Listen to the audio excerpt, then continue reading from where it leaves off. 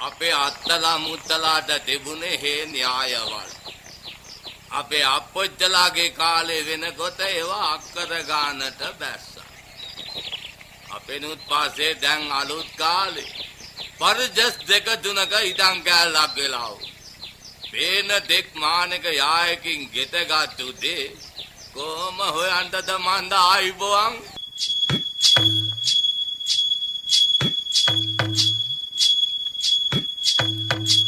කාලයාගේ ඇවෑමෙන් උරුම වූ බිම් කැබැල්ලකට හිත්පිත් ඇතිව ලෝකය වෙනස් කළ මිනිසුන්ගේ තාක්ෂණය මුසුකොට යායක රන් කරල් නෙලා ගන්නා මග කියා දෙන අස්වැන්න.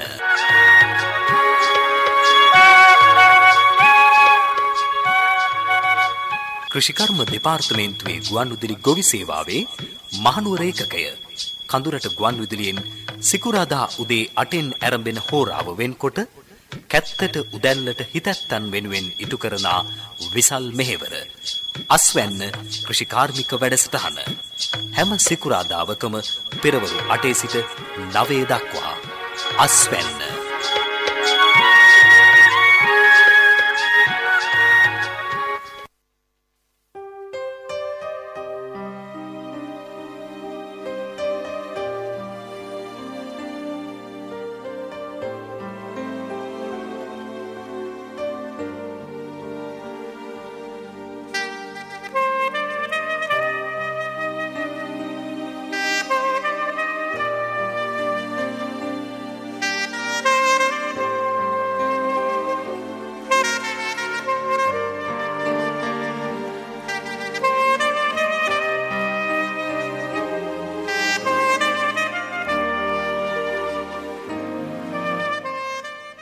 අයිබෝන් සුබෝදෑසනක් කඳුරට ගුවන් විදුලිය කෘෂිකර්ම දෙපාර්තමේන්තුව සමග එක්ව ඔබ වෙත ගෙන එන අස්වැන්න ගුවන් විදුලි වැඩසටහන. කෘෂිකර්ම දෙපාර්තමේන්තුවේ ගුවන් විදුලි ගොවි සේවාවේ කඳුරට ඒකකයයි අස්වැන්න ඔබ වෙත ගෙන එන්නට අප වෙත සහයෝගය ලබා දෙන්නේ.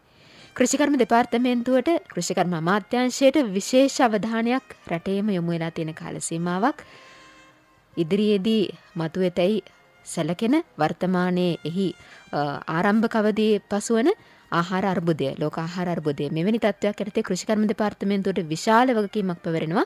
සියලු අභියෝග මැද්දේ රටේ අස්වැන්න වැඩි කරන්නට, වගා කටයුතු වඩාත් ව්‍යාප්ත කරන්නට, ගොවි ජනතාවට වගේම සාමාන්‍ය පුරවැසියාට අවශ්‍ය කරන පසුබිම සකසා දීම සඳහා. ඒ නිසා එහිදී කෘෂිකර්මාන්තයට බලපෑම් කරන විවිධ කාරණා, විවිධ සාධක පිළිබඳව අපගේ අවධානය යොමු විය යුතුයි. එවැනි එක් කාරණාවක් තමයි දේශගුණික විපර්යාස කියලා කියන්නේ. විවිධ වගාවන්ට හානි කරන පලිබෝධ උදුරු තියෙනවා. ඒත් එක්කම රෝපණ ද්‍රව්‍ය සම්බන්ධ ගැටලු, ඒත් එක්කම පොහොර සම්බන්ධ ගැටලු, රසායනික පොහොර භාවිතය, මේ වගේ විවිධාකාර කරුණු කාරණා කතා කරද්දී දේශගුණික විපර්යාස වලට අපි කොහොමද සාර්ථකව මුහුණ දෙන්නේ? ඒත් එක්ක කොහොමද වගා කටයුතු සාර්ථකව සිදු කරන්නේ? අද අපි ඒ ගැන අවධානය යොමු කරන්නට සූදානම්. වැඩසටහනට ප්‍රවේශය ලබා දෙන්නටත් එක්ක අපි ආරාධනා කරනවා අපේ මැදිරියට පැමිණ සිටින කෘෂිකර්ම දෙපාර්තමේන්තුවේ ගුවන්විදුලි ගොවි සේවාවේ කඳුරට ඒකකයේ සහකාර කෘෂිකර්ම අධ්‍යක්ෂ සංවර්ධන අජිත් ගුණසේකර මහත්මයාට ආයිබෝන් සුබෝදෑසනක් අජිත් මහත්මයා. ආයිබෝන් සුබෝදෑසනක්. බොහොම කාර්යබහුල කාල සීමාවක් ඔබතුමන් ගත කරන්නේ දැන්? ඔව් ආහාර අර්බුදයක් ඇති වෙයි කියලා ලොකු සැකයකින් සූදානමකින් ඒ සඳහා කෘෂිකාර්මිකව කරන්නට පුළුවන් පිළියම් හොයාගෙන අපි මේ දවස්වල මාධ්‍ය පැත්තෙන් කරන්නට පුළුවන් හැම දැනුවත් කිරීමක් කරන්න උත්සාහ කරනවා. ඒ වගේම ප්‍රායෝගිකව අපිත් ඒ සඳහා එකට එකතු වෙලා කාර්යාලයේ නිවසේ ආදර්ශමත් විදිහට පුළුවන් තරම් වගා කරන්නට ඕන කියන කතාව තමයි අපි මේ දවස්වල මුල් කරගෙන ඉන්නේ. හොඳයි අජිත් මහත්මයා. ඒත් එක්කම අද දවසේ අපි සුවිශේෂ කාරණාවක් පිළිබඳව අවධානය යොමු කරන්නේ දේශගුණික විපර්යාස වලට මුහුණ දෙමින් වගා කරන්නේ කොහොමද? ඇත්තටම මේකත් මේ බොහොම වැදගත් වෙනවා. මේ කාලෙත් එක්ක සම්බන්ධ කිරීමේ හැකියාවක් තිබෙනවා. මොකද දැන් අපි හැකිතරම් උත්සාහ කරන්නේ අපි සියලු දෙනාම එකතු වෙලා වැඩියෙන් වගා කරමු කියන තැනට එන්නට. මොකද ආහාර අර්බුදය ගැන කරුණු හොයනවට වඩා දැන් වැදගත් වෙලා තියෙන්නේ ඒකයි. අපි දන්නවා ලෝකයේ අපේ රටේ පොදුවේ ගත්තාම විශාල ආර්ථික අර්බුදයකට අපි දැන් ගොදුරු වෙලා ඉන්නවා. ඒ ආර්ථික අර්බුදය තුල අපි එදිනෙදා මොන අවශ්‍යතාවය සපුරා ගන්නට ගියත් ගමනක් බිමනක් යන්නට ගියත් ගෙදර දොරේ කටයුතු සඳහා බල ශක්තිය පාවිච්චි කරන්නට ගියත් ඊටාම අධික මුදලක් අපිට දරා ගන්නට බැරි තරම් මුදලක් අපි වැය කරනවා. පාරිභෝගික ද්‍රව්‍ය සඳහා ආහාරමය ද්‍රව්‍ය සඳහා දෛනික ආහාර වේල සකස් කර ගැනීම සඳහාත් අපි ඒ වැය කිරීම කරනවා. දැන් මේ ආර්ථික අර්බුදය ගොවිතැන් කටයුතු වලටත් කෙලින්ම බලපානවා. මොකද සාර්ථක ගොවිතැනක් කරගෙන යාම සඳහා ඒකට අවශ්‍ය යෙදවුම් වර්ග, පොහොර වර්ග තියෙන්නට පුළුවන්, කෘෂි රසායනික ද්‍රව්‍ය තියෙන්නට පුළුවන්, බීජ තියෙන්නට පුළුවන්, වෙනත් පොලිතීන් වැනි යෙදවුම් තියෙන්නට පුළුවන්, වෙනත් මාධ්‍ය සකස් කර ගැනීමේ දේවල්, යන්ත්‍රෝපකරණ මේ ඔක්කොම යෙදවුම්. එහෙම නැත්නම් ඉන්පුට්ස් කියලා කියනවා. මේවා සඳහාත් අරහා සමානවම අපිට විශාල මුදලක් වැය කරන්නට සිද්ධ වෙනවා බල ශක්තියත් ඇතුළුව.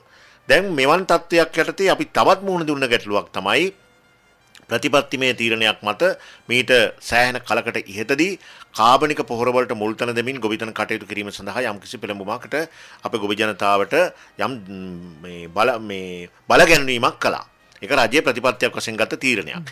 එතනදිත් බොහෝ වෙලාවට ගොවි ජනතාව මුහුණ දුන්න තත්ත්වයක් තමයි කාබනික පොහොර මත විතරක් යැපිලා මේ වැඩේ කරගන්නට අපහසුයි කියන කාරණේ. ඇත්තටම රාජ්‍ය නායකින් පවා ඒ පිළිබඳව තේරුම් අරගෙන යම් ආකාරයක සහනයක් ලබා දෙන්නට මේ ප්‍රතිපත්තිය වෙනස් කරන්නට දැන් කටයුතු කරමින් සිටිනවා. ඒ කොහොම වෙතත් රසායනික පොහොර වුණත් අර සීමාවන් යම් කිසි ආකාරයෙන් ලිහිල් කරලා අපේ රටට ගෙන්නන්නට සූදානම් වුණත් අපට කියන්න බෑ මේවා කෙතරම් පහසුවෙන් අපිට ලබා ගන්නට පුළුවන් වෙයිද කියලා කියන කාරණේ. අනිත් එක තාම කෙටි කාලයක් ඇතුළත කෙටි කාලයක් ඇතුළත උදාහරණයක් වශයෙන් ගත්තොත් යලකන්නේ මේ වන විට ආරම්භ කළ යුතුයි විවගාව සම්බන්ධයෙන් බැලුවොත් එහෙම. නමුත් 50%කුත් සමහරවිට ඒ තරමටත් නැති මට්ටමක තමයි ගොවි ජනතාවයකට පිවිසලා තියෙන්නේ. ස්වභාව ධර්මයේ ආශිර්වාදයේ කොච්චර ලැබුණත් අපට බැරි වෙලා තිබෙනවා එතෙන්නට යන්නට. මොකද ගොවි ජනතාව ගොවිතැන පටන් ගන්නට ප්‍රමාද වුණේ විශේෂයෙන්ම පොහොර පිළිබඳ තියෙන සැකය නිසා. දැන් මෙවන් පසුබිමක් තුල අපට දේශගුණයනුත් යම් කිසි බාධාවක් සිදු වුණොත් එහෙම වගා කටයුතු කරන්නට ඒක ලොකු ගැටලුවක් බවට පත් වෙනවා. ඉතින් මේ කාලේ ඔක වැඩිපුරම දැනෙනවා කියනට අපි කල්පනා කරෙත් ඒකයි. දැන් මෙතන වගා කටයුතු සඳහා අපේ ආහාර සඳහා අර්බුදකාරී තත්ත්වයක් ඇති වෙලා තියෙන්නේ එක්කෝ ප්‍රතිපත්තිමය හේතුන් මත, එහෙම නැත්නම් රටේ පවතින ආර්ථික වටපිටාව මත, සැපයුම් සේවාවන් වල යෙදවුම් සේවාවන් වල මිල ඉහළ යාමේ හේතුන් මත. ඒක වෙනම කාරණයක්. ඒ වගේම නිරන්තරයෙන්ම ගොවිතැන කියලා කියන්නේ අවදානම අඩමානය සහිත වෘත්තියක්, කර්මාන්තයක්. එතකොට මෙතනදී දේශගුණයත් එක්ක අපි ලොකු ගනුදෙනුවක් කරනවා. අපි දන්නවා අපට ස්වභාව ධර්මයෙන් නැතුව ගොවිතැනක් කරන්නට බෑ. සූර්යාලෝකය කියලා කියන්නේ ලොකු ආශිර්වාදයක්. ආහාර නිෂ්පාදනය කිරීම සඳහා ශාකවලට සූර්යාලෝකය අවශ්‍යයි. ඒ වගේම ශාකවල පරිවෘත්තීය ක්‍රියාවන් පාලනය කිරීමට, ආහාර නිෂ්පාදනයට, ශාකය තුල සිසිලස කියන එක රඳවා ගැනීම සඳහා ජලයත් අවශ්‍ය වෙනවා. පසත් අවශ්‍ය වෙනවා ස්වභාව ධර්මයේ. මොකද පසකින් තොරව කෘෂිකර්මයක් ගැන අපිට කතා කරන්නට බෑ. විකල්ප වගා ක්‍රම තියෙනවා තමයි ඒවා අපිට අවශ්‍ය වෙනවා. සුළඟත් යම් ආකාරයකින් අපිට අවශ්‍ය වෙනවා.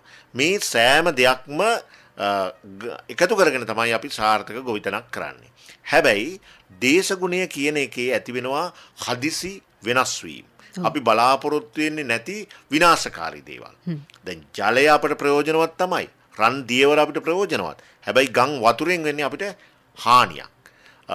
ගොයිබිම් යට වුණාට පස්සේ අපිට වෙන්නේ ලොකු හානියක්. වතුර අපිට හොඳයි තමයි. හැබැයි වැඩිපුර වතුර රැඳිලා මුල් කුණු වෙලා වගා විනාශ වුණොත් අපිට වෙන්නේ හානියක්. සූර්යාලෝකය අපිට හොඳයි තමයි. හැබැයි දැඩි නියගෙන් ගොවීන් තාමත් පීඩා විඳින අවස්ථා තියෙනවා වියලි කලාපීය සෘස් කලාපීය ප්‍රදේශවල. ඒතකොට මෙතනදී අපිට සිද්ධ වෙනවා මේ ස්වභාව ධර්මයේ ඇතිවන වෙනස් වීම, දේශගුණික වෙනස් වීම වලට එක පැත්තකින් ආවරණයක් සපයලා අපි වගාව ආරක්ෂා කරගන්නට පුළුවන්. ඒක එකක් ක්‍රමයක්. හැබැයි තවත් ආකාරයකට අපිට පුළුවන් ඒ තියෙන පාරිසරික සාධකවලට ඔරොත්තු දෙන විදිහේ භෝග වගා රටාවනුත් පවත්වාගෙන යන්න. ඉතින් මේ ආකාරයෙන් අපිට එක්කෝ අහිතකර දේවල් පුළුවන් තරම් අඩු කරන්න අපිට හැකියාව ලැබෙන්නට ඕනේ.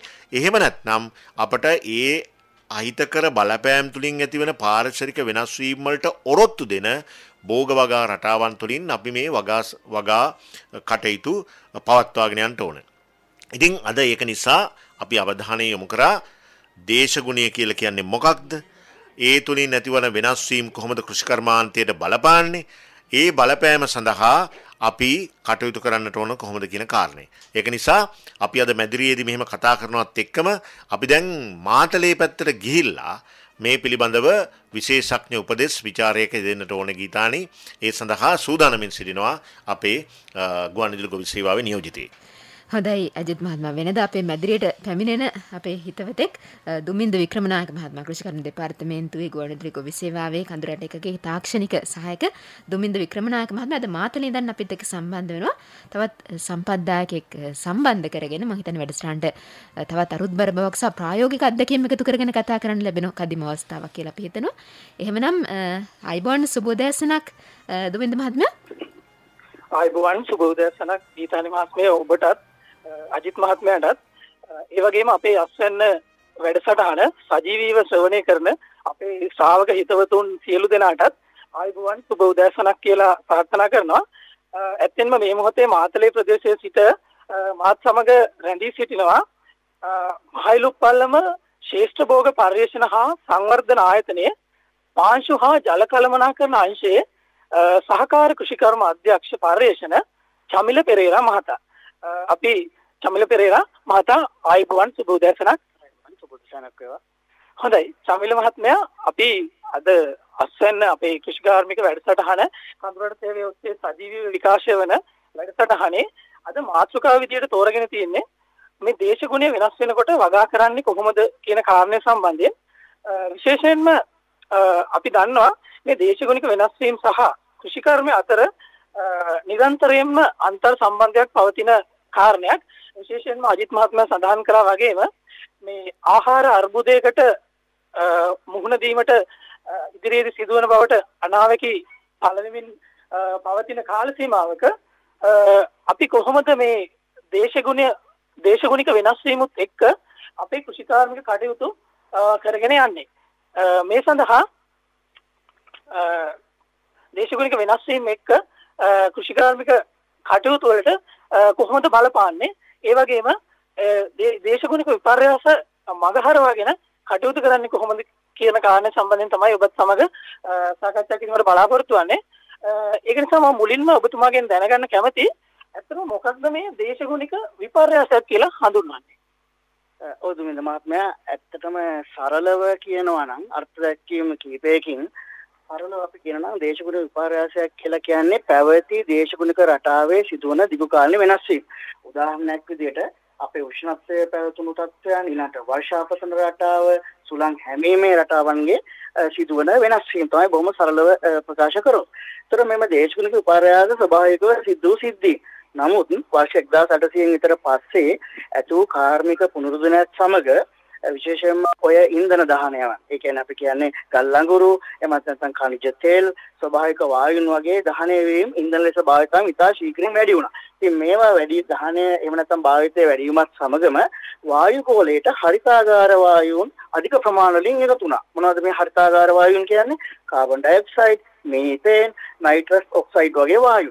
ඉතින් මේවා වායු ගෝලයට බහුලව එකතු වුණත් එක්කම වායු ගෝලීය උෂ්ණත්වය වැඩි වෙන්න පටන් ගත්ත අසාමාන්‍ය ආකාරයෙන්. මෙන්න මේක තමයි පාදක වෙලා තියෙන්නේ අපේ මේ දේශගුණික විපර්යාසයන් කෙරෙහි.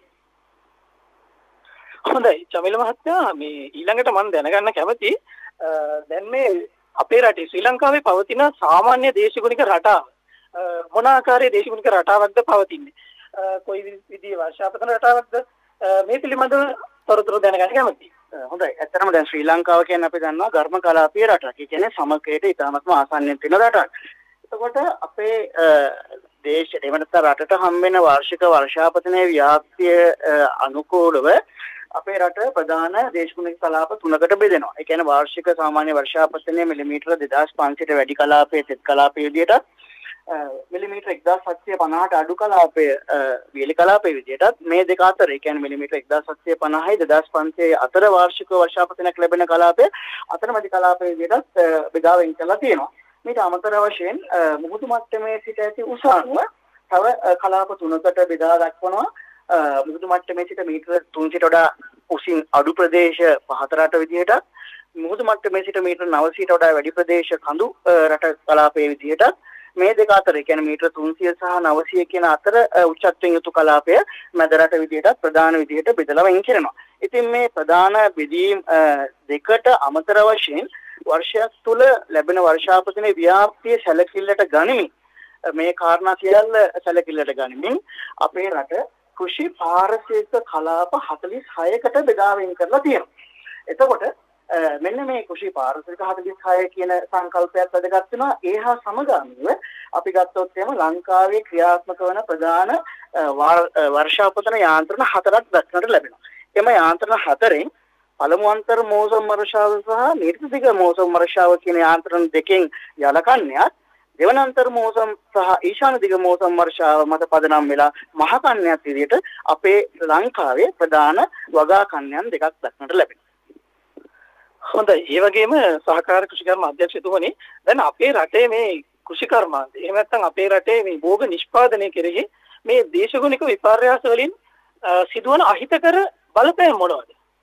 ඇත්තටම ඒකට අපිට උත්තර දෙන්න ගියොත් එම අපිට අත්දැකීම් මනෝ කියන්න පුළුවන් ඉතා පුළුල් ලෙස. ඒ කියන්නේ විවිධ අපි ලංකාවේ මොන දේශගුණික කලාපයක හිටියත් මේ අත්දැකීම් අපේ ගොවි මහතුරුන්ට සහ අපට තිබෙනවා. එකක් තමයි නිරතුරු ඇතිවන නියන් සහ ගම් අතුර තත්ත්වයක්. ඉතින් මේක ඍජුවම භෝගගාවන්ට බලපානවා. ඒ වගේම තවත් දෙයක් තමයි වර්ෂාපතන රටාවේ සිදුවන වෙනස් වීම. ඒ කියන්නේ බොහොමයක් විදියට යලකන්නේදී හෝ මාස් කන්නේදී අපිට කලින් ලැබිච්ච වර්ෂාපතනයන් අපේ කටයුතු කරගෙන යන්න ඒ වෙලාවටම ලැබුණාද කියන ප්‍රශ්නය આવොත් එම ගොවි මහතුරු ගොඩක් වෙලාට කියන දෙයක් තමයි නෑ. එහෙම ලැබෙන්නේ නැහැ දැන් කියන කාරණේ. ඒකට ඒක තවත් දෙයක්. අනිත් එක තමයි අධික තීව්‍රතාවයෙන් යුතු වර්ෂාපතන තත්ත්වයන් බහුලව ලැබීම. එතකොට මේ හේතුවෙන් කඳුකර කලාපයන්ගේ නායම් වැනි සිද්ධීන් බහුලව දක්නට ලැබෙනවා. ඒ තුලින් අපිට වගා කළ හැකි ඊඩම් රාශියක් අපිට අහිමි වෙලා තියෙනවා. අනික් කාරණේ තමයි ලංකාවේ කොහේ හිටියත් මේ අධික තීව්‍රතාවයෙන් යුතු වර්ෂාපතනයන් නිසා අපිට භෝගගාට ඉතාමත්ම වැදගත් වෙන මතු පිටපස අපිට කාදනයට ලක් වෙලා අපිට අහිවීම මේ තත්ත්වයක් උද්ගත වෙලා තියෙනවා. අපි මේ දේවල් අත්දකිනවා. ඊළඟ තවත් දෙයක් තමයි පරිසර උෂ්ණත්වය ඉහළ ගිහිල්ලා තියෙනවා. ඒකෙනුත් ඉතා වැඩි වශයෙන් සැලකුවොත් එම වර්ෂයක් තුල අධික උෂ්ණත්වයක් සහිත දින ගණන වැඩි වෙලා තියෙනවා. දැන් මෙන්න මේ දේවල් සමහරකට අපිට ඇසට නොපෙනුනාට භෝග වලට ඇත්තටම තදින් බලපාලා තියෙනවා. භෝගයන්ගේ කායික ක්‍රියාවලියට බලපාලා අවසාන අස්වැන්න අපිට අරවීමට ලක් වෙලා තියෙනවා. ඊළඟ තවත් දෙයක් තමයි පාංශු ලවණතාවයට පත්වෙන බිම් ප්‍රමාණය වැඩිවීමක් අපිට දක්නට ලැබෙනවා. මේ තුලින් භූමිය වල එහෙම නැත්නම් ඉඩම් වල නිෂ්පාදිතතාවයේ අඩුවීමක් දක්නට ලැබිලා තියෙනවා. තවත් කාරණයක් තමයි රෝග හා පලිබෝධ තත්ත්ව බහුල වීම. ඒ කියන්නේ අපි ඉස්සෙල්ලා අත්දැකපු නැති විදිහට කන්නේ තුලදී රෝග ව්‍යාප්තිය එහෙම නැත්නම් විවිධ ආගන්තුක පලිබෝධකයන්ගේ ව්‍යාප්තිය වැඩි වෙලා ගිහිල්ලා තියෙනවා. ඉතින් මේකටත් ඉවහල් වෙලා නැත්නම් බලපාලා තියෙන්නේ අපි ගොඩක් දුරට මේ කතා කරන දේශගුණික තත්ත්වයන්ගේ බලපෑම. ඉතින් සමස්තයක් විදිහට ගත්තාම අපිට භෝගගාට ඉතාමත්ම වැදගත් වෙන ස්වභාවික සම්පත් දෙකක් වෙන පස සහ ජලයේ භාවිතයන් සීමාකාරී තත්ත්වයට පත් කරමින් අපේ කෘෂිකාර්මික ඉඩම් වල නිෂ්පාදිතතාවයත් සමස්ත නිෂ්පාදනයත් අඩු වෙන්න මේ දේශගුණික විපර්යාසයන් අහිතකර මට්ටමින් බලපාලා තියෙන ඒ අත්දැකීම් අපිට තියෙනවා. හොඳයි. ඒත් එක්කම සහකාර කෘෂිකර්ම අධ්‍යක්ෂතුමනි දැන් මේ ඔබ සඳහන් කරපු මේ අහිතකර මේ දේශගුණික වෙනස් වීම වල අහිතකර බලපෑම අවම කර ගැනීම සඳහා අපිට ගත හැකි පියවරයන් මොනවාද? ඇත්තටම ඒකත් සංකීර්ණ උත්තරයක් තමයි තියෙන්නේ. මොකද අපිට එක උත්තරයක් කියලා නැහැ මේකට.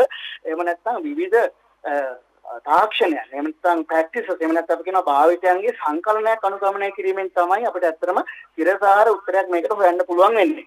එතනදී දැන් අපිට ඇහෙන වචනයක් තමයි දේශගුණ සුහුරු කෘෂිකාර්මික තාක්ෂණයන් හෝ භාවිතයන්. අපි කියනවා climate smart agriculture technologies or practices කියලා. ඉතින් එතනදී මේ සුහුරු කෘෂිකාර්මික තාක්ෂණයන් ගත්තාම ප්‍රධාන කාණ්ඩ 6ක් යටතේ මේ සුහුරු බව අපි සොයා බලනවා. එකක් තමයි ජලය, කාබන්, නයිට්‍රජන්, බල ශක්තිය, කාල ගුණය සහ දැනුම කියන සයවැදෑරුම් ක්ෂේත්‍රයන්ගේ සුහුරු බව අපි මේ ක්‍රියාත්මක කරන තාක්ෂණයන් හා එහෙම නැත්නම් භාවිතයන්ගෙන් අපි බලාපොරොත්තු වෙනවා. එතකොට එකක් තමයි ප්‍රධාන දෙයක් භෝග වර්ග සහ ප්‍රභේද තෝරා ගැනීමේදී අපිට පුළුවන් මේකේට ඔරොත්තු දෙන ජල ගම් වතුරට ඔරොත්තු දෙන ප්‍රභේද භාවිතා කරන්න. ඒ වගේම තමයි කෙටි කාලීන භෝග වර්ග හෝ ඒ භෝගයන්ගේ ප්‍රභේද භාවිතා කරන්න. ඊළඟට ලවණතාවයට ඔරොත්තු දෙන ප්‍රභේද භාවිතය සහ රෝග හා පලිබෝධ වලට ඔරොත්තු දෙන ප්‍රභේද භාවිතය. ඉතින් අර භෝගයේ ප්‍රභේදය භාවිතා කිරීම නැත්නම් තෝරා ගැනීම තුලින්ම අපිට මෙන්න මේ කියන දේශගුණ විපර්යාසයන්ට අනුගත වීම වලට උත්තර හොයා ගන්න පුළුවන් වෙනවා තියෙනවා. ඊළඟ කාරණේ තමයි භෝග විවිධාංගීකරණය. අපි කියන crop diversification කියලා. එතකොට බහුවිධ භෝග වගාව ඒ වගේම වර්ෂය තුල උචිත භෝග වගා රටාවක් අනුගමනය කිරීම. ඒ කියන්නේ අපි තෝරා ගන්නා භෝග අන්තර්ගත කරලා උචිත භෝග වගා රටාවක් අනුගමනය කිරීමත් මේකට උත්තරයක් විදිහට ගන්න පුළුවන්. තවත් කාරණයක් තමයි අපිට දැන් අත්දැකීමට ලැබෙන ආරක්ෂිත ගෘහ තුල භෝග වගා අපි එහෙම කියන ප්‍රොටෙක්ටඩ් ඇග්‍රිකල්චර් කියලා සැලකන දේ. ඒ කියන්නේ තිබෙන අහිතකර තත්ත්වයන් යටතේ වුණත් භෝග වගාව කරගෙන යන්න අවශ්‍ය විදිහට අපේ තියෙන ශූද්‍ර පරිසර තත්ත්වය අපි වෙනස් කරගෙන කරනු ලබන භෝග වගාව. තවත් එකක් තමයි ජල කළමනාකරණය මනාව පවත්වාගෙන යාම. මේකෙදි කාර්යක්ෂම ජල සම්පාදන පද්ධති උදාහරණයක් විදිහට ගත්තාම බින්දු ජල සම්පාදන පද්ධති වේවා විසුරුම් ජල සම්පාදන පද්ධති වේවා මේවා අනුගමනය කරන්න පුළුවන්. ඒ වගේම තමයි ජල සම්පාදනයේදී ජල පොම්ප සඳහා අපිට විශාල ඉන්ධන ප්‍රමාණයක් වැය වෙන එක විදුලිය වෙන්න පුළුවන් නැත්නම් කනිජ තෙල් වෙන්න පුළුවන්. ඒ වෙනුවට ඝර්ම කලාපීය රටක් වෙන අපි සතුව පවතින මේ සූර්ය බලය භාවිතය. ඒ කියන්නේ ජල සම්පාදනයේ සූර්ය බල භාවිතයත් මෙන්න මේ දේශගුණයට විනාශ වීමට අනුවර්තන වීමක් විදිහට කියන්න පුළුවන්. ඒ වගේම තව දෙයක් තමයි වැසි ජල අසුණු භාවිතය. ඒ කියන්නේ අපිට වර්ෂාකාලදී ලැබෙන වැඩි වතුර ටික අපේ පරිස්සම් කරලා පාවිච්චි කරලා අපේ ගොවිපළ තුලම නැවත භාවිතයට ගන්න හැකි නම් මේකත් හොඳ ජල කළමනාකරණ ක්‍රමවේදයක් මේ අපි කතා කරන දේශගුණ විපර්යාසයන් යටතේ. ඊළඟ තවත් දෙයක් තමයි පාසු හා ජල සංරක්ෂණ ක්‍රමෝපායන් භාවිතය. මේකෙදි විලි කලාපයේ බහුවිධ ප්‍රතිඵල සහිත පාංශු සංරක්ෂණ වැටි භාවිතය, ඒ වගේම කඳුකර කලාපයේ ගත්තාම ගල් වැටි සහ කාණු පද්ධති භාවිතය, ඒ වුණත් සහ ලංකාවේ ඕනම කලාපයේ ගත්තාම වසුන් භාවිතය, මේවා ජීව වසුන් වෙන්න පුළුවන්, නැත්නම් කාබනික වසුන් වෙන්න පුළුවන්, එහෙම නැත්නම් කෘත්‍රිම වසුන් වෙන්න පුළුවන්. මේවා භාවිතය සහ සමෝච්ච රේඛානුගත භෝග සංස්ථාපනය කියන දේවල් අපිට ඇත්තටම පාංශු සහ ජල සංරක්ෂණය අරමුණු කරගැනීමෙන් භාවිතා කරන්න පුළුවන් ක්‍රමවේදයන් කීපයක්. ඒ වගේම තමයි කාඩුපිනික පුරෝකථන ක්‍රමවේද සහ ඒවා පදනම් වූ භෝගෝග උපදේශන ක්‍රමෝය භාවිතා කිරීම. අපි කියන්නේ අර අපේ තියෙන ඔය කෘෂි දේශගුණික උපදේශන එහෙම නැත්නම් කෘෂි කාර්යගුණික තොරතුරු උපදේශන සේවාවන් ක්‍රියාත්මක වෙනවා. මේවා ගොවි මහතුන්ට වැඩිපුර ව්‍යාප්ත කිරීම තුලින් අපිට ඉතාමත්ම හොඳ ප්‍රතිඵල ගැනීමේ හැකියාවක් තියෙන බවට ඔප්පු කරලා තියෙනවා. ඒ වගේම තව දෙයක් තමයි මම කිව්වා රෝග හා පලිබෝධ ව්‍යාප්තීන් වැඩි වෙලා තියෙනවා කියලා. මෙන්න මේවා පාලනය කර ගැනීම සඳහා සමෝදානිත ශාක පෝෂණ ක්‍රමවේද එහෙමත් නැත්නම් සමෝදානිත පලිබෝධ පාලන ක්‍රමවේද අපි කියනවා IPNM කියලා කියන සමෝදානිත ශාක පෝෂණ ක්‍රමවේද වලට සමෝදානිත පලිබෝධ පාලන ක්‍රමවලට අපි IPM කියලා කියනවා. ඉතින් මේ ක්‍රමවත් භාවිතා කිරීමත් අපිට අනුගමනය කරන්න පුළුවන්. තවත් වැදගත් දෙයක් තියෙනවා ගොවිපළ යාන්ත්‍රීකරණය. ඒ කියන්නේ අපිට කාර්යක්ෂමව අපි බලාපොරොත්තු වෙන කෙටි කාලයකින් අපේ තියෙන ගොවිපළ කටයුතු සිද්ධ කරගැනීම වැදගත් වෙනවා මේ වෙනස් වෙන දේශගුණික එහෙම නැත්නම් කාලගුණික තත්ත්වය යටතේදී.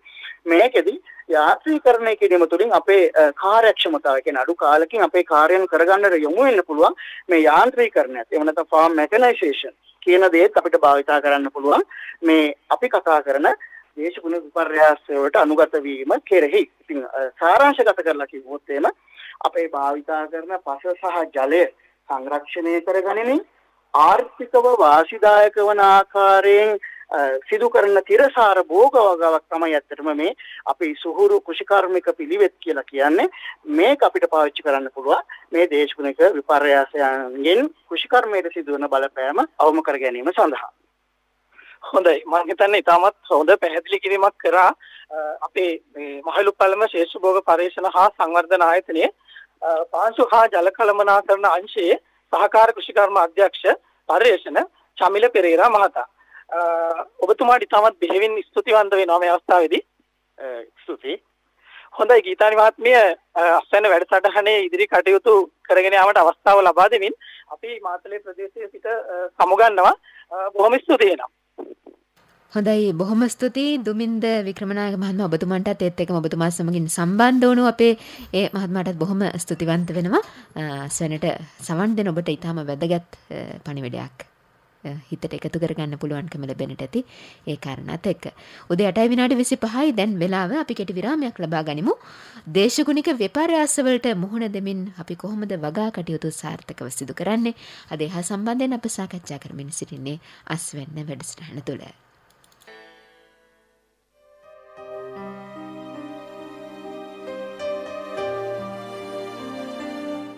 උදැසන 8:29යි දැන් වෙලාව අස්වැන්න සමග ඔබ එකතු වෙලා ඉන්නේ.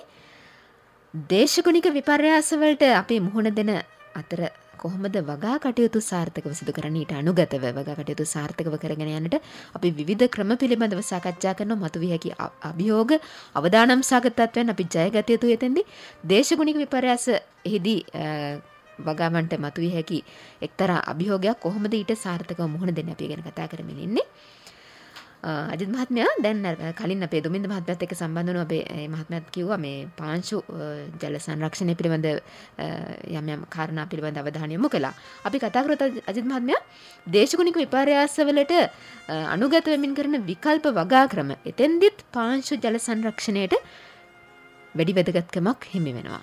අපි ගැන කතා කරමු අජිත් මහත්මයා. ඇත්තටම මේ චමිල මහත්මයා පුළුල්ව සාකච්ඡා කළා මේ සඳහා මේ අහිතකර දේශගුණික තත්ත්වවලට ඔරොත්තු දීම සහ ඒ තුලින් භෝගවගාවන් සිදු කරගෙන යාමේදී කළ යුතු පුළුල් කටයුතු පිළිබඳව පොදුවේ කතා කරා. අපි ඊටමත් වැදගත් වෙනවා දැන් මේ කාලේ වගා කරන්නට උත්සාහ කරනවානේ. මේ වගා කරගෙන යනකොට තියෙන ගැටලු. ඒක අපි පාංශු සංරක්ෂණ ක්‍රම විදිහට ලොකුවට විස්තර කරන්නට පුළුවන්. එහෙම වගේම නිවැරදි ප්‍රභේද තෝරා ගැනීම කියලාත් අපිට කියන්නට පුළුවන්. ඒක ටිකක් පුළුල් අර්ථයෙන් බලන්න නැතුව අපි බලමු අපි ගොවිපළට බැස්සට පස්සේ දැන් මෙන්න මේ වගේ තත්ත්වයක් තිබුණොත් මොකද කරන්න කියලා කරුණු විමසා බලන එක තමත් වැදගත් වෙනවා. එතනදී ඔය පාංශු හා ජල සංරක්ෂණ කියන්නේ පසේ ජලය අපි ආරක්ෂා කරගන්නේ කොහොමද කියන කාරණේ. ඒ වගේම නියං තත්ත්වයන් යටතේදී කොහොමද අපි සුදුසු භෝග වර්ග තෝරාගන්නේ කියන කාරණේ. ඒ වගේම මේ අපි මේවා වගා කිරීමේදී විවිධ භෝග වගා රටාවන් අනුගමනය කරන්නට පුළුවන්. මිශ්‍ර කරන්නට පුළුවන්, පේලි විදිහට යොදන්නට පුළුවන්, තබාන් වෙනස් කරන්නට පුළුවන්. ශේෂ්ත්‍රයට යන්නට කලින් ඒවා කොහොමද කරන්න කියන එක පිළිබඳව දල අදහසක් ලබා ගැනීම වැදගත් වෙනවා. එතන මෙහිදී මම කෘතඥතාපූර්වක මතක් කරන්නට ඕනේ ලෝක ආහාර හා කෘෂිකර්ම සංවිධානයේ මෙහෙයීම යටතේ ඒ අනුග්‍රහයෙන් පොතක් ප්‍රකාශයට පත් කරලා තිබෙනවා දේශගුණික විපර්යාසයන් සහ කෘෂිකාර්මික අනුගත වීම කියලා. ඒකේ කතුරුන් ලෙස කටයුතු කළේ ආර්.එස්. විජේසේකර මහත්මයා. එතුමා මේ කෘෂිකර්ම දෙපාර්තමේන්තුවේ ව්‍යාප්ති හා පුහුණු මධ්‍යස්ථානයේ අධ්‍යක්ෂ ධූරයේ කටයුතු කළා. දැන් විශ්‍රාම ගිහිල්ලා ඉන්නේ. ඒ වගේම අපේ ගුවන්විදුලි වැඩසටහන් සඳහා දැනටත් සම්පත්දායකත්වය ලබා දෙමින් සිටින උදානී එරමදුපිටිය මහත්මිය ඇයත් විශේෂයෙන්ම මේ හරිත පරිසරය හා දේශගුණික විපර්යාස පිළිබඳව පශ්චාත් උපාධි ඩිප්ලෝමා පාඨමාලා හදාරලා තිබෙනවා. මූලික උපාධිය සහ MSc උපාධිය ලංකාවෙන් ලබාගත් යමින් අනතුරුව ඉතින් මේ වගේ දෙස් විදෙස් පුහුණුව ලබාගෙන ඒ කට්ටියගේ අත්දැකීම් එකතු කරලා තමයි මෙවන් කෘතියක් නිර්මාණය කළේ. අතන මෙරමදුපිටිය මහත්මිය අද මෙම වැඩසටහන සඳහා සම්පත්දායකත්වය ලබා ගන්න උත්සාහ කරත් එතුමිය අසනීපෙන් සිටින නිසා එතුමිය සමග සාකච්ඡා කරන ලද කරුණු ඇසුරින් සහ අපේ අත්දැකීම් ඇසුරින් තමයි මම මේ කරුණු ඉදිරිපත් කරන්න බලාපොරොත්තු වෙන්නේ. දැන් මෙතනදී ඔබ ඇහුවේ මේ පසේ තියෙන ජලය සංරක්ෂණය කර ගැනීම කියන කාරණේ. මෙතනදී ඉතාමත් වැදගත් වෙන දෙයක් තමයි ඉතාම සරල තාක්ෂණයක් තමයි වසුන් යොදනවා කියන කාරණේ. දැන් වසුන් යොදනවා කියපුවාම වස්සෝ යොදනවා කියලා කියන්නත් පුළුවන්. හරක් පටව. උන්ටත් වසුන් කියන්නේ. ඒතකොට ඉතින් වගා විනාශ වෙන එකනේ වෙන්නේ. මෙතනදී වසුන් කියන්නේ ආවරණයක් යොදවනවා. මේක ඉතාමත් වැදගත් අපි හිතන්නේ නැති වුණාට. ඒකෙන් සිද්ධ වෙන්නේ පසේ ජලය වාෂ්පීකරණ ප්‍රමාණය අඩු කරලා පස තුල ජලයේ තෙතමනය රඳවා ගැනීම. ඒක ඉතින් විවිධාකාරයෙන් අපිට කරන්න පුළුවන්. එකක් තමයි අපිට අජීවී වසුන් තිබෙනවා. කියන්නේ මැරිච්ච වසුන්. ඒ වගේම ජීවී වසුන් වලිමුත් අපිට මේ වැඩේ කරන්න පුළුවන්. ඒ වගේම පොලිතීන් වසුන් භාවිත කිරීම මේ කාලේ ගොඩක් පුළුල්ව සිදු කරන දෙයක්. දැන් අපි උදාහරණයක් වශයෙන් බලුවොත් එහෙම අජීවී වසුන් විදිහට වියලි තනකොළ, පිදුරු ඊට පස්සේ වල් පැලෑටි නෙළුවට පස්සේ ඒවා හොඳින් දි รา පත් වුණාට පස්සේ يعني සීතල තියෙනකොට නම් මේවා ආපහු පැලවෙන්න ඉඩ තියෙනවා. නෙවෙයි හොඳට වියලි තත්ත්වයන්දී අර නෙනපු වල් පැල අපිට ආවරණයක් විදිහට යොදා ගන්න පුළුවන්. පොල් ලතු අපි ආවරණයක් විදිහට යොදා ගන්න අවස්ථා තියෙනවා. කෙසෙල් ලතු තියෙනවා. විවිධ භෝග අවශේෂ දැන් රටකජු අස්වන නෙළුවට පස්සේ සම්පූර්ණ ගහින් වැඩක් නැහැනේ කරල් කඩුවට පස්සේ. බඩේරුඟු අස්වන නෙළුවට පස්සේ ගහින් සම්පූර්ණ වැඩක් නැහැනේ. ඒක විශාල මේ බරක් එතන තියෙනවා. ඒ ද්‍රව්‍ය අපිට යොදා ගන්න පුළුවන්. ඒ වගේම පොල් ලෙලි ඉතාමත් වැදගත්. අපි පොල් වගාව ගැන කතා කරනකොටත් මේ පොල් ලෙලි වලට ලොකු අවධානයක් යොමු කරනවා. වසුනක් විදිහට පාවිච්චි කරන්න පුළුවන්. පස්සේ මතු පිටින් වගේ වසුනක් යොදන එක. දැන් මේකට එක උදාහරණයක් තමයි පළතුරු වගාවේදී අපි පැපොල් වගාව කරනවා නම් ඔය වීලිකලාපීය ප්‍රදේශාශ්‍රිතව ඉතාමත් ජනප්‍රිය පළතුරු භෝගයක් විදිහට පැපොල් වගා කරනවා. ඒ ප්‍රදේශවලම වගා කරන රටකජු භෝගය අපිට පුළුවන් රටකජු අස්වැන්න නෙළුවට පස්සේ පැපොල් තීරු අතර වසුනක් විදිහට භාවිත කරන්න. ඒ වගේම පොල් පැල හිටවනකොට අපි පොල් ලෙලි පොල් වගාවන් සහිත ආශ්‍රිත පරිසරයේම පොල් ලෙලි අපිට හම්බ වෙනවා. ඒ පොල් ලෙලි වලින් පොල් කටු වලින් අපිට පුළුවන් පොල් ගහ වටේ වලක් වගේ ටිකක් ගැඹුරට සකස් කරනවානේ අපි පොල් ගහ පොල් පොලයක් හිටවනකොට ඒකට අපිට මතු පිටින් දාන්න පුළුවන් පොල් ලෙලි. පොල් ලෙලි දාපුවාම අර ජලයේ වාෂ්ප වෙන එක අඩු වෙනවා. ඒ තුලින් පස්සේ ජලය ආරක්ෂා වෙනවා. මොකද පොල් ගහකට තාමත් වැඩි වතුර ප්‍රමාණයක් අවශ්‍ය වෙනවා සාර්ථක නිෂ්පාදනයක් කරගෙන යන්න නම් වර්ධනයක් ලබා ගන්නට නම්. ගොඩක් වෙලාවට මේ ඔබ දැකලා ඇති සමහර පොල් ගස් කෙට්ටු වෙනවා. ඒකත් මේ වතුර ප්‍රශ්න නිසා සිද්ධ වෙන දෙයක්. ගහ හොඳ විශ්කම්භයක් ඇතුව මහතර වර්ධනය වීම සඳහාත් පොල් ගස් වලට ජලය අවශ්‍යතාවය ඉතාමත් හොඳින් අපි සපයන්නට ඕනේ.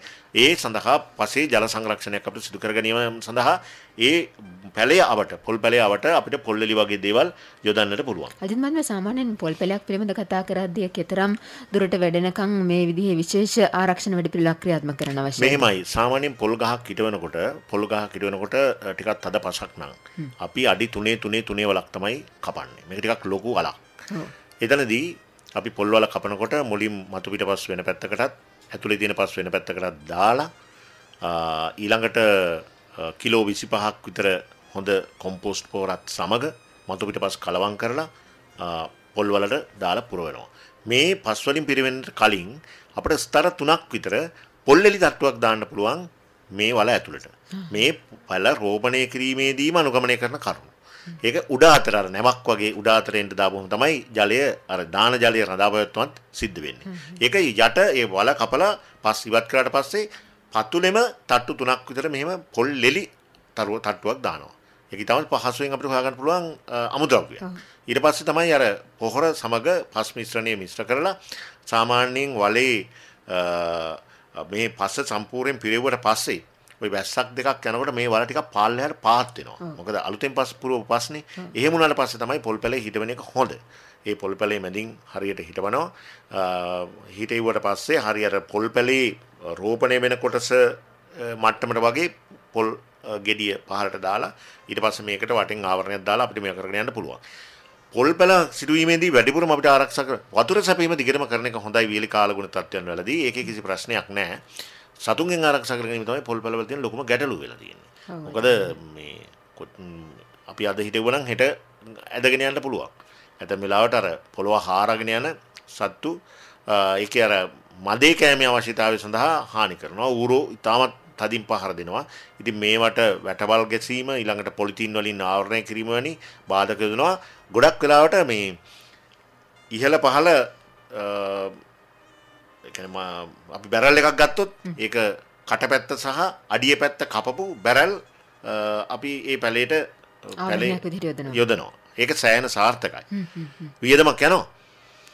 සාමාන්‍ය වඩ ප්‍රමාණය ලොකු බැරල් තියෙනවා. ඊට පස්සේ ඔය රතිඤ්ඤාවරි කර්මාන්ත ශාලාවල තියෙන පොඩි බැරල් එකක් ටිකක්. ඒක ටිකක් මිලෙන් අඩුයි. ඒ සෑහෙන කාලයක් පවතිනවා.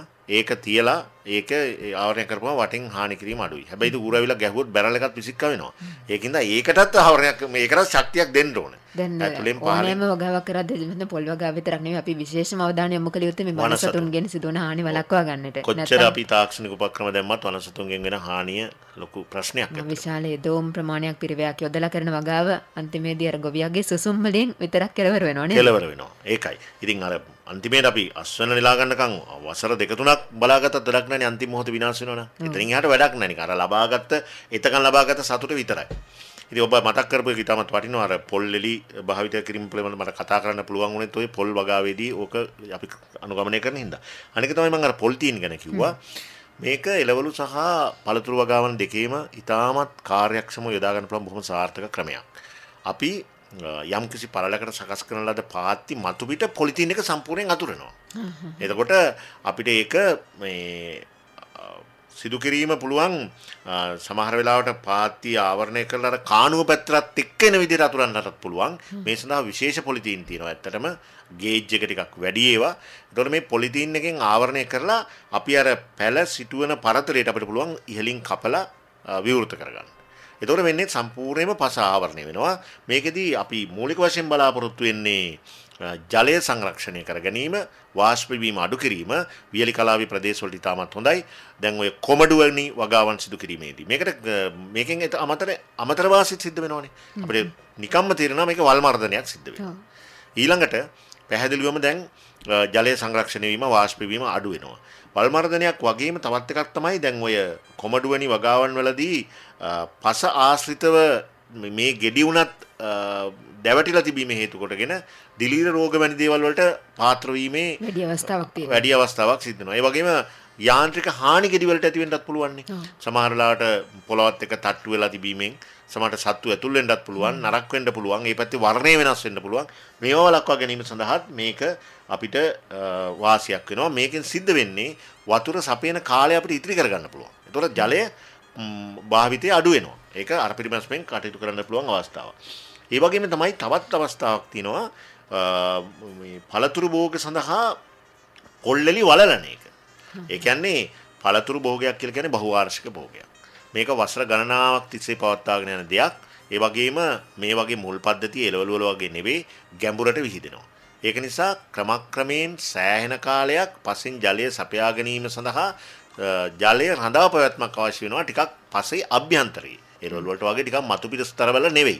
ඒක නිසා ඒ පළතුරු හිටවීමේදී ඒ පළතුරු සිටවන ලද පැලේ සිටවන ලද ස්ථානයේ කේන්ද්‍රයක් කියලා හිතුවොත් මැද කියලා හිතුවොත් ඒ පැත්තට දික් වෙන විදිහට ඒ පැත්තට යා වෙන විදිහට අපිට පුළුවන් කාණු කපන්ට ගැඹුර අඩි 3ක් 5ක් වගේ වෙන මට්ටමක දක්වා කපන්න පුළුවන් ගැඹුරු කාණු. ඒතර මේක දිග අඩි 4ක් 6ක් විතර. පළල අඩි 2ක් 4ක් විතර. නිකන් මනෝ චිත්‍රයක් මවා ගන්න සිද්ධ වෙනවා අපිට. පළල අඩි 2ක් 3ක් දිග අඩි 4ක් 6ක් විතර.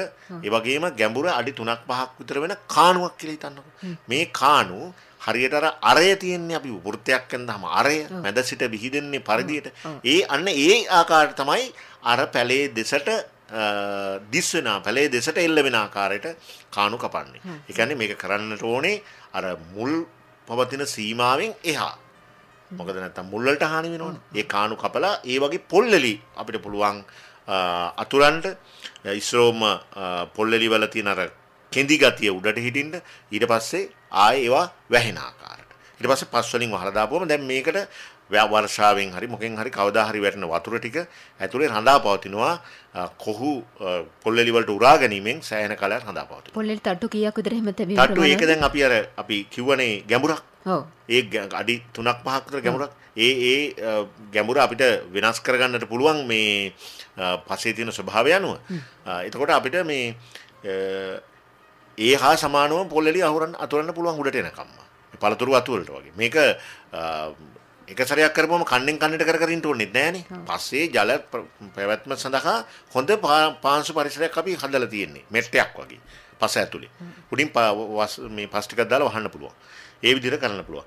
මෙන්න මේ විදිහට අපිට පසේ ජලය සංරක්ෂණය කර ගැනීම ඉතාමත් වැදගත් වෙනවා. ඒ වගේම තමයි තවත් ආකාරයක් මේක මේ ටිකක් සාම්ප්‍රදායික ක්‍රමයක් විදිහට හඳුන්වන්නට පුළුවන්. ඉතාමත් හොඳයි පොල් වගා වගේ අවස්ථාවන් වලදී ඒ වගේම වියලි කලාපී ප්‍රදේශවල කරන දොඩම් පැංගිරි කුලේ වගාවන් වලට එම් පුළුවන් මැටි කල වලන එක. වත් අහලාදී ඒ කියන්නේ කලයේ වලලීම ප්‍රමාණවත් වලක් තුල මේක වලලා උඩ කට විතරක් පසමතු පිටට තියෙන්න ඉඩ හරිනවා. ඊට පස්සේ මේ අපි වතුර ටික දාන්නේ ඒ කලේ කටින් කලේ ඇතුළේ තමයි වතුර ටික දාන්නේ. ක්‍රමක්‍රමයෙන් ටික මේක නිදහස් කරනවා පසට ජලය. දැන් මේකෙදී ජලය අරපිරිමසුම්දායක ආකාරයෙන් අපිට භාවිත කරන්නට පුළුවන්. සමහර වෙලාවට ගහට වක් කරන එක හිම් පිටින්ම අපතේ යාම වැඩි ක්‍රමක්‍රමයෙන් නෙවෙයි. අවුව වැටලා තිබුණොත් එකපාරට යම්කිසි හොඳ තද අවුව දවසක ඒක වාෂ්ප වෙනවා. දානකින් විශාල ප්‍රමාණයක් අපත වෙනවා. අර විදියට යන්නේ අභ්‍යන්තරයටනේ. ඒතකොට එකපාරට නිදහස් වෙන්නෙත් නැහැ. ඒක මොකක් හරි ආවරණයකින් පොල් කට්ටකින් හරි වහලා තිබ්බොත් අපිට පස ඇතුළත තියෙන මේ ආවරණයක් විදියට අපිට ගන්න පුළුවන්. එතකොට මේක භාවිතා කරන එක හරියට මේ සාම්ප්‍රදායික ක්‍රමයක් කියලා මම කිව්වේ. අපි සාකච්ඡා කළ දෙන මීට කලිනුත් ඔය සුද්ධ ජල සම්පාදනය ගැන කතා කරනකොට බින්දු ජල සම්පාදනය. ඒතකොට එතනත් කරන්නේ අර පිරිමැස්මක්නේ. ඒකත් අපිට ඉදිරියේදී අද වෙලා තියෙන විදිහට සාකච්ඡා කරමු. එතනදී සිදු වෙන්නේ අර පිරිමැස්මක්. බින්දුව වතුර යන්නේ. අපිට හිතනවා මෙහෙම දාලා කවදාද කෙලවර වෙන්නේ කියලා. හැබැයි ඒක දිගටම සිද්ධ වෙනකොට පසේ තෙතමනය එක විදිහට ආරක්ෂා වෙනවා. අපි වියලි තත්වයක යම්කිසි බිඳු ජල සම්පාදනයක අර එක වතුර පිට වෙන ස්ථානයක් විවෘත කරලා තිබ්බොත් එimhe අපිට බලා ගන්න පුළුවන් මේකේ වතුර උරාගෙන ඒ වලය ක්‍රමක්‍රමයෙන් පුළුල් වෙන ආකාරය. ඉතින් ඒකම තමයි අරකෙත් වෙන්නේ. පොළව අභ්‍යන්තරයේද බහුවාර්ෂික භෝග වලට මේ කලවැළලීමත් ඉතාමත් හොඳ ක්‍රමයක්. මේ පරිසරයේ Tamange කොයි ආකාරයකට තියෙන්නේ ඒකට ගැළපෙන විදිහේ මෙහෙම ක්‍රමයක් යොදා ගන්න පුළුවන්. අනික තමයි අපි එළවලු සකස් කිරීමේදී බොහෝ විට යොදාගන්නේ උස් පාත්ති. කාණු දාලා පස උස් කරලා අඩි 3 10 වගේ පාත්ති දාන්න. හැබැයි වියලි කලාපීය ප්‍රදේශ වලට අපිට පුළුවන් ගිල්ලූ පාත්ති දාන්න. එතකොට ජලය පහළට බහගෙන යන්නේ ජලයේ එකතු වෙන ස්වභාවයක් ඇති වෙන්නේ ඒ ගිල් වූ පාත්‍ය තුල එළියද්ද වගේ ගැඹුරට පත්චි අගල තුල අපිට භෝග වගා කිරීමෙන් අඩු ජල ප්‍රමාණයක් තිබ්බත් ඒක සංරක්ෂණය කරගන්න පුළුවන්. මෙන්න මේ වගේ අපට පහසුවෙන් යොදා ගන්නට පුළුවන් වසු නියදීම් වැනි දේවල් ඒ වගේම අභ්‍යන්තරයේ ජල සංරක්ෂණය කිරීම සඳහා පොල්ලෙලි වැළලීම වගේ දේවල් මැටි කල වතුර දාලා වල්ලනවා වගේ දේවල් ඒ වගේම අර ගිල් වූ පාත්‍ය තුලින් පසේ ජලයේ බැස යාම හැකිතාක් දුරට අඩු කරලා සීතල හඳවා ගැනීම වගේ දේවල් අපිට පුළුවන් වියලි ගාලගුණික තත්ත්වයන් යටතේ අඩු ජලයේ සහිත පරිසරයක් තුල පාංශු හා ජල සංරක්ෂණ ක්‍රම යටතේ භාවිත කරන්න. හොඳයි අජිත් මහත්මයා දැන් ඔබ ජීවත් වෙන පරිසරයට අනුව ප්‍රදේශයට අනුව විශේෂයෙන් මේ වඩාත් සුදුසු ක්‍රමය කුමක්ද කියන කාරණේ ඔබටම තීරණය කරන්නට පුළුවන්. විශේෂයෙන් අපි මේ කතා කරන්නේ නියං සහිත තත්වයක් පිළිබඳ උපකල්පනය කරමින් එවැනි තත්වයක් යටතේ විශේෂයෙන් අපි ජල සංරක්ෂණය කෙරෙහි අවධානය යොමු කළ යුතුයි. පාංශ ජල සංරක්ෂණය කෙරෙහි ඊට සුදුසු ක්‍රම තමයි අජිත් මහත්මයා පැහැදිලි කරලා දුන්නේ. අජිත් මහත්මයා දැන් අපි ඊළඟට කතා කරමු මේ දේශගුණික විපර්යාස වලට අනුගත වෙලා අපි වගා ක්‍රම අනුගමනය කරද්දී භෝග වගා ක්‍රම කීපයක් තියෙනවා. එළවලු වගාවේදී වගේම වී වගාවේදීත් මොනවද මේ විවිධ භෝග වගා ක්‍රම? ඇත්තටම මෙතන අපි හිතන්න ඕන දේ මේකයි. දැන් අපි හිතමුකෝ අපේ නිවස තිබෙන්නේ ගෙවත්ත ගැන හිතමුකෝ. නිවස තියෙන්නේ ටිකක් ජලය වැඩිපුර රැඳෙන සීතල කොයි වෙලාවෙත් ලැබෙන උල්පත් ජලය නිතරම තමන්ගේ නිවස වටේ ගැවසෙන පරිසරයක් තුල කියලා. එතකොට අපිට පුළුවන් ඒකට ගැළපෙන භෝගයක් යොදන්නට.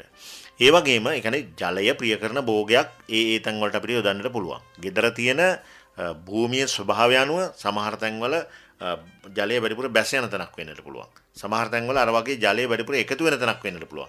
ඒකට ගැළපෙන භෝග යොදා ගැනීම ඉතාමත් වැදගත් වෙනවා.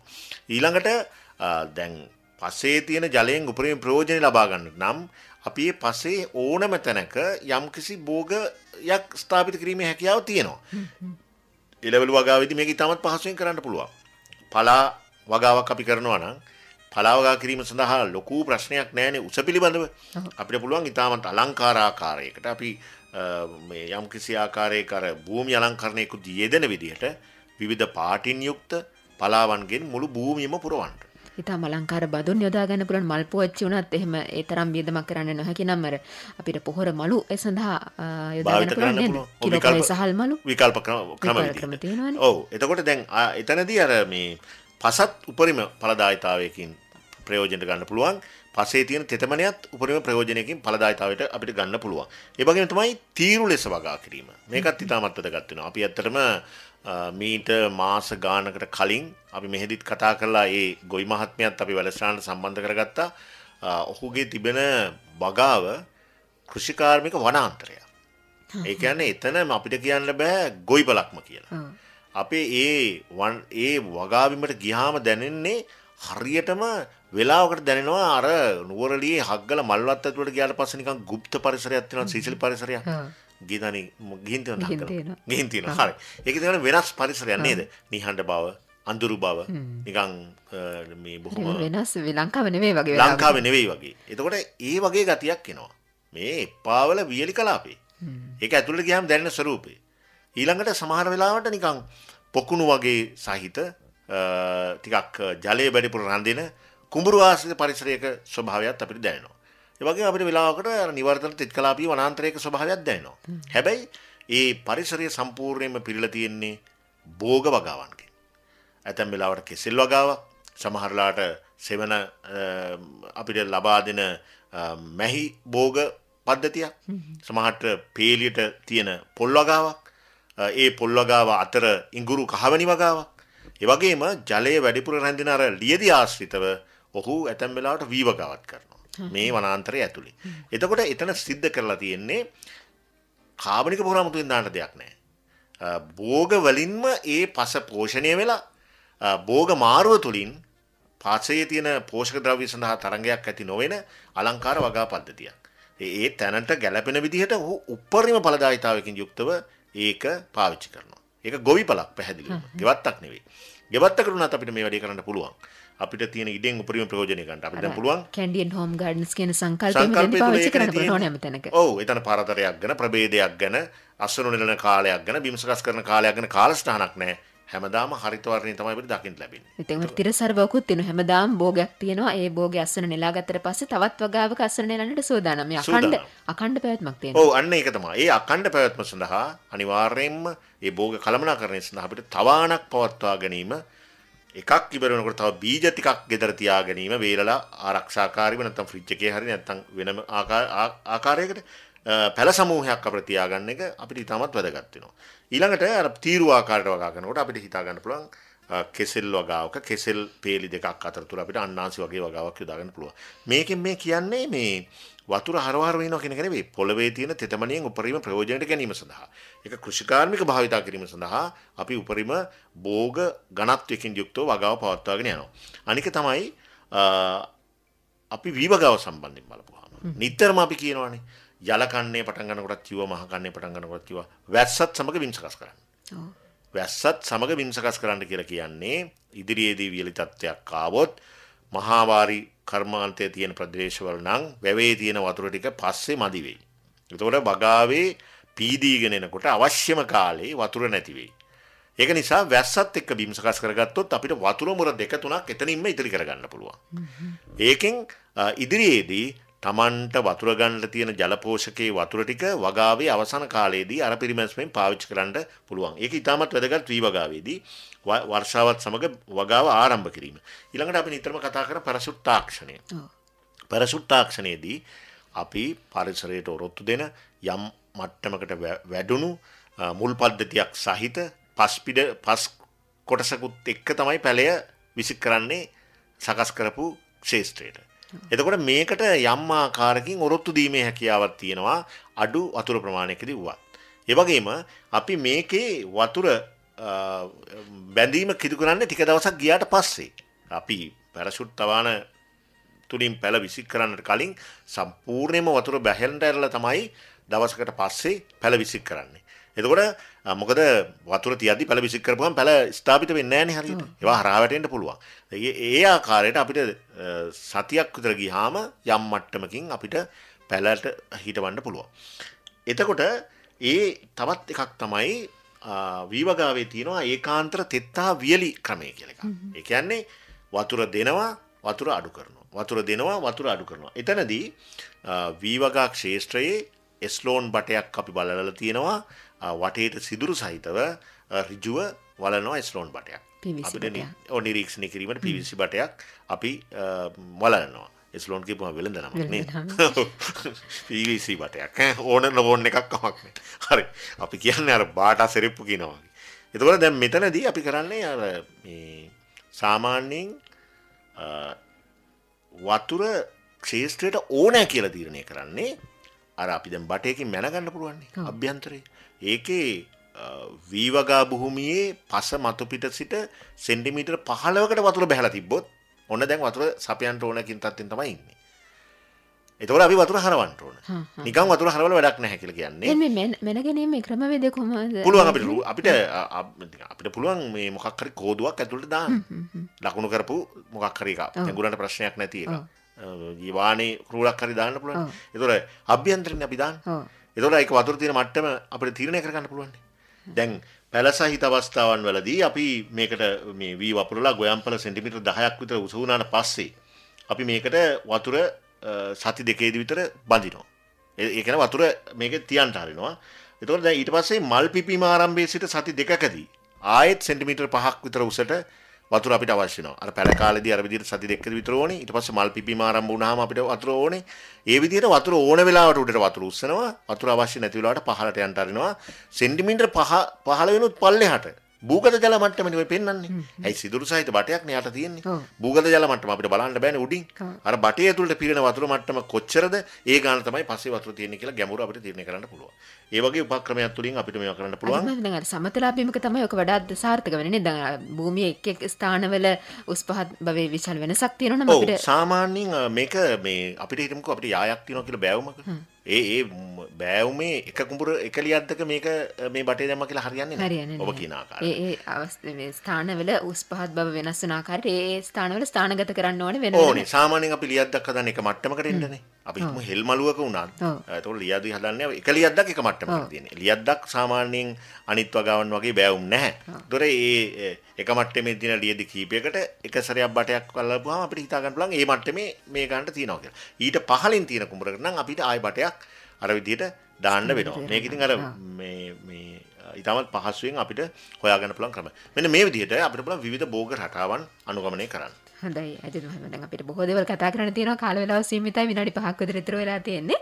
අපි කතා කරමු අජිත් මහත්මයා දැන් මේ නියගය සඳහා ඔරොත්තු දෙන භෝග වර්ග පිළිබඳවත්. එතෙන්දී අපි විශේෂ අවධානය යොමු කළා නියගයට ඔරොත්තු දෙන භෝග කොහොමද තෝරාගන්නේ වගාව. ඇත්තටම මේක හරිම වැදගත් වෙන ගීතානේ මොකද මේ ගෙවතු වගාවන් වල කරනකොට අපිට ගෙවත්තක් හදන්න පුළුවන් ගෙදරට බොන්ටත් වතුර අදින එකේ කොහොමද ගෙවත්තර වතුර දාන්න කොහොමද කියන්නේ මේ කල 3-4ක් අදින්න ඕන දවසකට වතුර බොන්න කියලා කියනවා.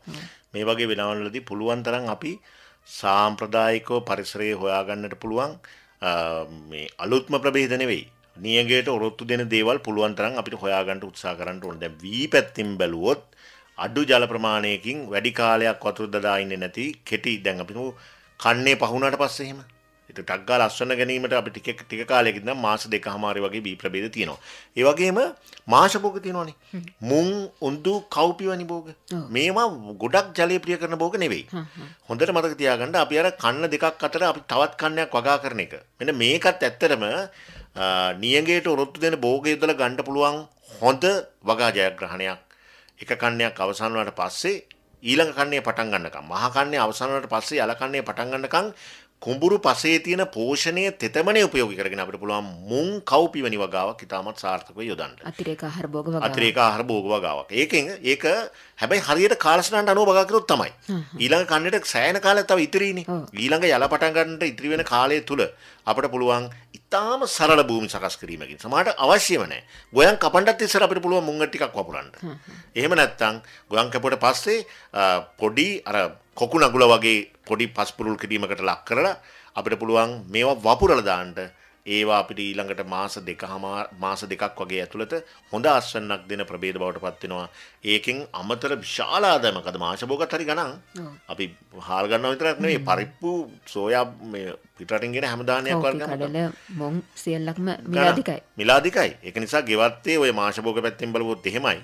රළු දාන්නේ විදිහට සලකන බඩේනකු ඇට කීපයක් දාලා ගෙවත්තේ වැටෙදි ගියේ හයි කරත් වේලක් පරිමහ ගන්නට උත්සාහ කරනවා නම් හොඳයි. නැත්තම් ඉතින් shopping bag එකකින් එකක් බඩු ටිකක් ගත්තාම රුපියල් 1000 පනිනවනේ. මොනවා ගත්තත් රුපියල් 1000 පනිනවා. ඉතින් හරිය රත්තරන් දාගෙන වගේ තමයි බෑග් එක. ඒක නිසා මෙන්න මේවා ගැන අවධානය යොමු කරන්න. ඔය මුං උඳු කව්පි වැනි භෝග වලට එච්චර වතුර අවශ්‍ය වෙන්නේ නැහැ. හේන් භෝග පැරණි බඩිරඟු. ඊට පස්සේ සමහර මිරිස් ප්‍රභේද, ගොරක තක්කාලි. ඔයගේ බීජ හිම හොයාගන්න පුළුවන් නම් පරම්පරාවෙන් කාගෙන් හරි ඉල්ලගෙන හරි කමක් නැහැ. ඊටමත් හොඳයි. නිවිති ඊටමත් වියලි පරිසරයකදී හැදෙනවා කිසිම ප්‍රශ්නයක් නැහැ. ඊළඟට අපි දන්නවා මෑ කරල් වගේ දේවල්. ඊටමත් හොඳින් බෑග් එක හැදුවත් ඇති වෙනකන් දෙනවා කරන්. අර දිගේ මෑ කරන්. 5ක් අයක් තිබ්බාම ඇති 2-3 දෙනෙක් ඉන්න පවුලකට. ඒ වගේ අපිට වගා කරන්න පුළුවන්. ඒ වගේම අපිට පුළුවන් මේ ක්‍රාබු වැනි ඊටමත් කෙටි කාලීන දින 45යි අස්වන්න ගන්න පුළුවන්. ඒවා ඇට ටිකක් නිකන් රාක් එක දැම්මත් වැහි පිහිල්ලක දැම්මත් අපිට කොළේලවලුවක් විදියට හරි පාවිච්චි කරගන්න පුළුවන්. අල වර්ග ගැන කියලා වැඩක් නැහැ. පුළුවන් තරම් ලොකු බැරල් එක හරි කමන්නේ හිටවන්න දේශීය අල භෝග මඤ්ඤොක්ක දණ්ඩක් හිටවන්න බලන්න. හාල් මල්ලේ බතල කියලා අපි සංකල්පයක් ඉදිරිපත් කළ දිනවා මීට සෑහෙන කාලෙක ඉඳන්. ඒ විදිහේ බතල දණ්ඩක් හිටවන්න උත්සාහ කරන්න. මෙන්න මේ විදිහට අඩු ජල ප්‍රමාණයකින් ගෙවත්තක වුණත් අපිට පුළුවන් මේ අහිතකර දේශගුණික තත්ත්වයන් යටතේ වුණත් භෝග වගා කරන්න. කාලය ඉවරයි නේද? ඔව් ඊටම කෙටි කාලීන අස්වැන්න ලැබෙන භෝග පිළිබඳ තමයි අපි වැඩි අවධානයක් යොමු කරන්න ඕනේ. හොඳයි. අද නම් අපි ඊටම කෙටියෙන් කියමු දැන් මේ සියලු කරුණු කාරණාත් එක්ක දැඩි වර්ෂාගත සාගත වර්ෂාවක් ඇති වුණොත් දැන් අපි නියං සහිත තත්ත්වයක් අනුමාන කළානේ කතා කළේ. දැඩි වර්ෂා සාගත තත්ත්වයක් කෙටි කාලිනව ඇති වුණොත් කොහොමද එතෙන්දී අපි භෝග වගාවට අවශ්‍ය කරන කාරණා සම්පාදනය කරගන්නේ? වර්ෂාවෙන් බේරිලා දිගටම වගා කරන්නට නම් ආරක්ෂිත ගෘහය ඉතාමත් හොඳයි. හැබැයි මෙතෙන්ට අපි කියන්නේ නෙට් දාලා අර ජල විසුරුම් කාරක දාලා උෂ්ණත්ව පාලක දාලා බින්දු ජල සම්පාදන ක්‍රම දාලා මහා ලොකුවට කරන්න. උණබට වලින් හරින් කමන්නේ මඩුවක් ගහගෙන පොලිතීන් ආවරණයක් විතරක් දැම්මත් සරල වැසි ආවරණයක් ඇටි අපිට පුළුවන් බැස්සෙන් පාඩු නැතුව වගා කරන්න. අනික තමයි හොඳම දේ විකල්ප වගා ක්‍රම. වගා මලු අපිට මාරු කරන්නත් පුළුවන් වැස්සෙනවා නම් ඇතුලෙන් තියන්නත් පුළුවන්. අපි තෙතමනේ සහිත ඔබ ඉස්සෙල්ලා මතක් කරා ඒක. ජලය වැඩිපුර රැඳෙන ගොහරු බිමක් වගේ තැනක තියෙනවා නම් අපිට පුළුවන් වගා මලු ඔස්සේ මේක කරන්න. වගා රාක්කව ඔස්සේ මේවා කරන්න. සිරස් අවකාශයේ භෝග වගා කරනකොට වැඩි වර්ෂාවෙන් ඇති වෙන හානිය ඒවට ලැබෙන්නේ නැහැ. අනික තමයි සරල මට්ටමක ඉඳන් හරි කමන්න තමන්ට තියෙන ආයෝජනය කරන්න පුළුවන් මුදලට අනුව ආවරණ සහිත ස්ථානයක් යට ආරක්ෂිත ගෘහයක් තුළ අපිට යම් මට්ටමකින් භෝග වගාවක් පවත්වාගෙන යන්න පුළුවන් නම් ඒ තුලින් අපිට පුළුවන් විශාල වාසියක් ලබා ගන්න. ඔය ජීත්මන් ආරක්ෂිත ගෘහ තුල වගා කිරීම කියන එක අත්‍යවශ්‍ය කාරණයක් බවට පත් වේවි. දැන් අපි කාටත් මුහුණ පාන්න සිදුවලා තියෙන මේ වන සතුන්ගේ උතුරු රිලවුන් වගේ සතුන්ගෙන් සිදුවන උදුරු නිසා අපි මොනතරම් මහන්සි වෙලා වගා කළත් එහි අස්වැන්න අන්සතු වෙනවා. එහෙනම් අපි මේක ගැන වෙනම දවසක් කතා කරමු. ජීත්මන් මම යෝජනා කරන අස්වැන්නේ වෙනම මාතෘකාවක්. අපි වරින් වර ඇත්තටම වන සතුන් ගැන කතා කරලා තියෙනව නේද? තාම රජයෙන්වත් හරි ප්‍රතිඵලයක් ලැබිච්ච නැති. අපි සාමාන්‍යයෙන් ප්‍රායෝගිකව කෙනෙක් කතා කරද්දී ඒ කියන්නේ කොහොම වගා කරත් වැඩක් නැහැ. මේ අස්වැන්න අපිට ලැබෙන්නේ නැහැ. මේ සතු විනාශ කරනවා. ඒකට විසඳුමක් අවශ්‍යයි කාලේ නය. මනු සතුනුත් අපි වගා වෙනස් කරා විනාශ කරා.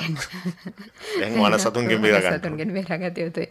හොඳයි එල්මන් අපි හැමෝම ලැබෙන සතියේ අස්වැන්නේ ඔබට බොහොම ස්තුතිවන්ත වෙනවා. අද වැඩසටහන සම්බන්ධීකරණය කරමින් අපිත් එක්ක එකතු වුණා අජිත් ගුණසේකර මහත්මයා කෘෂිකර්ම දෙපාර්තමේන්තුවේ ගුවන්විදුලි ගොවි සේවාවේ කඳුරට ඒකකයේ සහකාර කෘෂිකර්ම අධ්‍යක්ෂතුමන්.